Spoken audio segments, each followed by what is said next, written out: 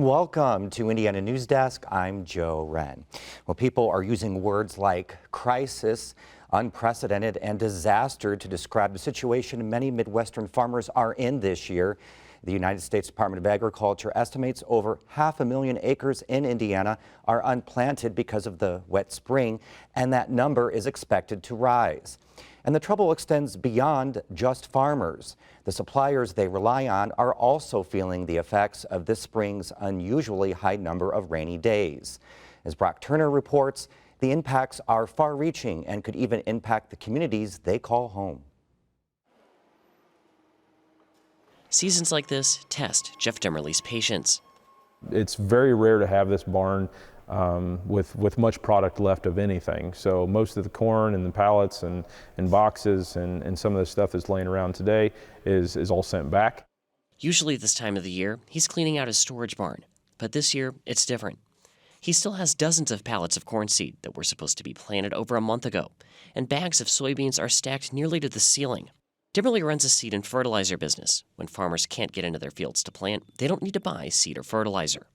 It basically made us develop plan A, plan B, plan C, plan D, and sometimes we were on to plan E and F with a lot of inventory and management and moving stuff out the door. Demmerle plans to return much of his inventory to the manufacturer, so he won't be out the cost, just the profit he would have made on each bag.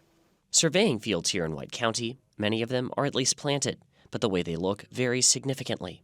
So this is a perfect look of what was first try and second try, or plan A, plan B, plan C, D, E, you know. So this was a chance where the grower was able to get back in and replant what was water damaged. Now it's a waiting game. The director at Purdue University's Center for Commercial Agriculture, Jim Mintert, says crop yields will almost certainly not be as good as usual because of the delays farmers endured trying to get their crops into the ground. He says that will impact ethanol plants, grain elevators, and livestock operations later this fall, who all rely on grain.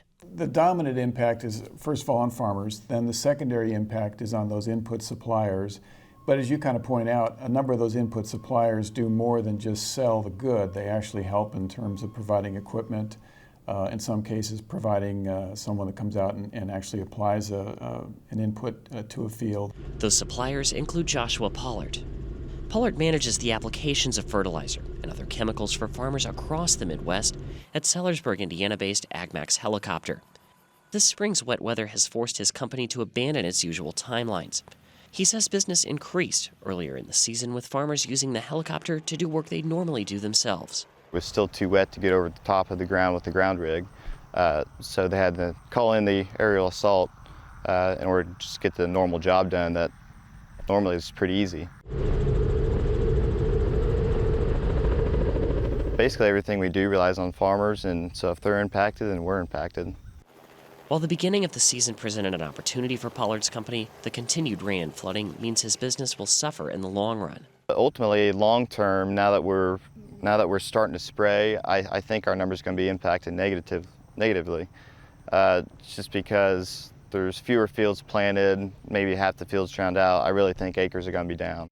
But more than just businesses that sell to farmers will be impacted. Mintert believes the communities that rely on agriculture will feel the effects too. In some rural communities, Main Street's going to be affected in the sense that as people pull back, you're going to see some impact on, for example, retailers and non-ag businesses in rural communities. That's probably not going to be the case in the major metro centers, obviously, as we move around Indiana. But in some of those more rural counties that are more heavily dependent on production agriculture, the spillover impacts could extend beyond the ag input suppliers and the output firms. If there is a bright spot, it could be that the average consumer won't see much of an impact on their grocery bills. Prices aren't expected to increase significantly. Mintert says that's because the past several years, farmers have produced more grain than what the market can absorb. For Indiana Newsdesk, I'm Brock Turner.